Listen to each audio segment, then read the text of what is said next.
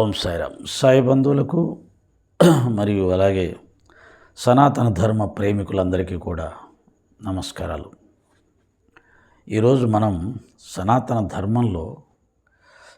ధర్మం ఎంత గొప్పగా ఉంటుంది, అలాగే ఆచరించడానికి ఈ కాలంలో ఎంత అసాధ్యంగా ఉంటుంది అనే విషయాన్ని తలుచుకున్నప్పుడు రామాయణంలో భరతుడు రాముడు ఈ ఇద్దరి అన్నదమ్ముల బాంధవ్యాన్ని, వారి ఇద్దరి మధ్యలో ఉన్న ప్రేమను, అనురాగాన్ని, మమకారాన్ని, వారిద్దరిలో ఉన్న త్యాగబుద్ధిని తెలుసుకున్నప్పుడు చాలా ఆనందం వేస్తుంది. అబ్బా, ఇలా కదా ఉండవలసింది అని. కానీ కాలం మారిపోయింది, మనుషులు మారిపోయారు. అలాంటి విలువలు, అలాంటి మనస్తత్వం కష్టమైపోయింది.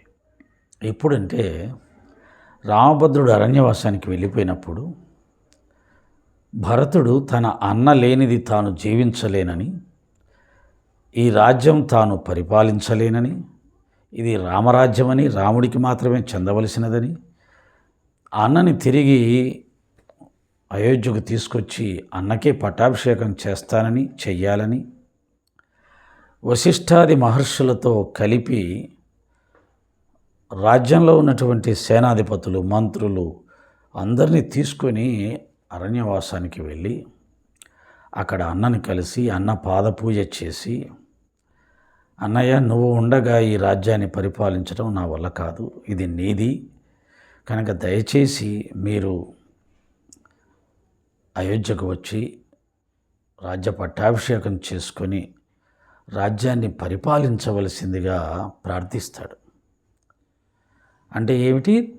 తమ్ముడికి, అంటే భరతుడికి అయోధ్య రాజుగా అయ్యే అవకాశం వచ్చింది. తన తల్లి కోరుకున్న 2 కోరికల్లో ఒక కోరిక ప్రకారంగా భరతుడికి పట్టాభిషేకం అడిగింది. రాజుగారు సరే అనకపోయినా అన్నట్టే లెక్క. ఆ రకంగా ఇప్పుడు భరతుడు అయోధ్యకు రాజు అయిపోవచ్చు. కానీ భరతుడు ఏమంటున్నాడు? ఈ రాజ్యం నాది కాదు, మా అన్నగారిది. ఆయన ఉండగా నేను రాజ్యానికి రాజునయ్యే ప్రసక్తే లేదు. నేను ఆయన పాదదాసుని, ఆయన పాద సేవ చేసుకుంటూ జీవించాలనుకునేవాడిని. రాజ్యం నాకెందుకు అని అసలు ఆ రాజ్యం నాకు ఇవ్వాలని అనుకున్నటువంటి తన తల్లిని చంపడానికి ప్రయత్నం చేస్తాడు. దుర్మార్గురాల, మా అన్నకు నాకు దూరం చేస్తావా? మా అన్నకు చెందాల్సిన రాజ్యాన్ని నాకు ఇవ్వాలని చూస్తావా, ఇప్పించాలని చూస్తావా? ఇదేనా నువ్వు అర్థం చేసుకుంది? భరతుడి యొక్క భక్తి, భాతృభక్తి, నా అన్న అంటే నాకు ఎంత ప్రేమ, ఎంత ఇష్టం నీకు తెలియదా అని ఆమె మీద కత్తి దూస్తాడు. అన్నంటే అంత ప్రేమ, అంత భక్తి. ఆ విధమైన భరతుడు రాముణ్ణి ప్రార్థన చేస్తుంటే రాముడు ఏమంటాడు తెలుసా? అయ్యయ్యో తమ్ముడు, తప్పు అలా అనకూడదు. ఇది నాన్నగారి యొక్క కోరిక. వారి కోరిక నెరవేర్చాల్సిన బాధ్యత పెద్ద కొడుకుగా నాకుంది. అమ్మ కూడా ఆ విధంగానే కోరిక కోరింది. కాబట్టి నేను వనవాసానికి వచ్చేసాను. ఈ 12 సంవత్సరాలు రాజ్యం నువ్వే పరిపాలన చేయాలి. ఈ 12 సంవత్సరాలు రాజ్యం నీదే, నాది కాదు. నువ్వేం అనుకోవాల్సిన అవసరం లేదు. నేను అపార్థం చేసుకోవట్లేదు. రాజ్యాన్ని హాయిగా పరిపాలన చేయి, చక్కగా పరిపాలన చేసు, ఆనందించు అని అన్న చెప్తాడు. అబ్బబ్బే అన్నగారు, మీరు అలా అనకూడదు. మీరు ఆ మాట అంటే నేను ఇక్కడే ప్రాణాలు వదిలేసి చచ్చిపోతాను తప్ప నేను అయోధ్య నగరానికి వెళ్ళను అంటాడు. అయ్యయ్యో తమ్ముడు, నువ్వు అలా అనకూడదు.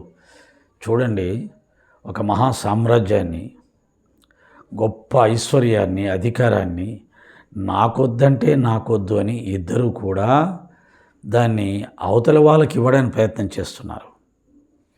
ఊహించుకోండి, ఈ కాలంలో అటువంటి వాళ్ళు ఎక్కడైనా కనిపిస్తారా? 1% అయినా కనిపిస్తారా? తమకు వచ్చిన భాగంలో 1 సెంటు భూమి తక్కువైతే, 10 అడుగులు తక్కువైతే అన్నాతమ్ములు కొట్లాడుకొని జీవితంలో మళ్ళీ మాట్లాడుకోకుండా విడిపోతారు. అంటే 1 అడుగు కోసం, 10 అడుగుల కోసం, 1 సెంటు భూమి కోసం తన్నుకొని చస్తారు. జీవితంలో మళ్ళీ మాట్లాడుకోరు. వాడు నాకు అన్యాయం చేశాడు, వాడు నాకు అన్యాయం, లేదా అది నాకే కావాలి. అడిగితే ఇవ్వకపోతే ఇవ్వని వారిని ద్వేషిస్తారు. అడగకుండా లాక్కుంటే లాక్కున్న వాడిని ద్వేషిస్తారు. ఇలా నాకు అన్యాయం చేశారు అని అన్నదమ్ములు తిట్టుకొని, కొట్టుకొని విడిపోతారు. ఇది ఒక అడుగు 10 అడుగులు ఒక సెంటు భూమి కోసం. తల్లే నాకు అన్యాయం చేసింది అని చెప్పి తల్లిని దూషించి తల్లితో మాట్లాడకుండా ఉన్న కొడుకులు, కూతుర్లు ఎంతోమంది ఉన్నారు.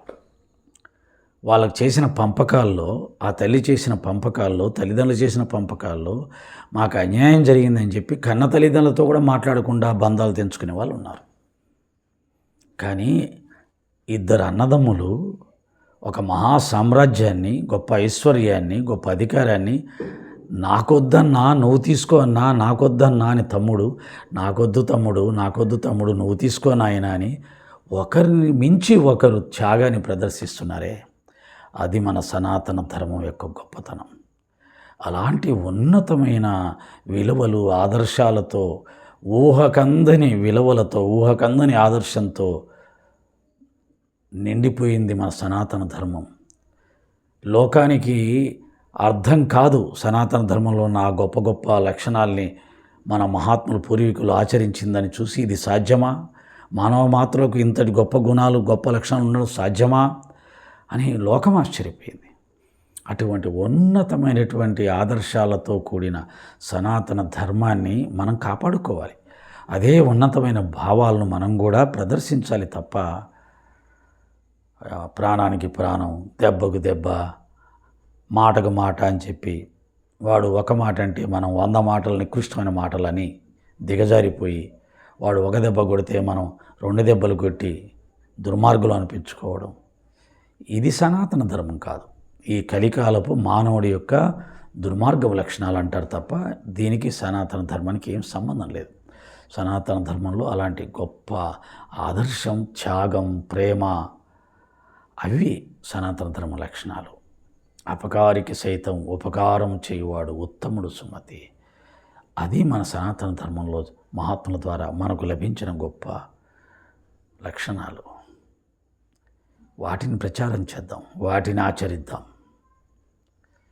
అప్పుడు మన సనాతన ధర్మం గొప్పతనం ప్రపంచానికి తెలుస్తుంది, తలెత్తుకొని నిలబడుతుంది, ప్రపంచానికి గురుస్థానంలో ఉంటుంది సనాతన ధర్మం. ఓం సాయిరాం.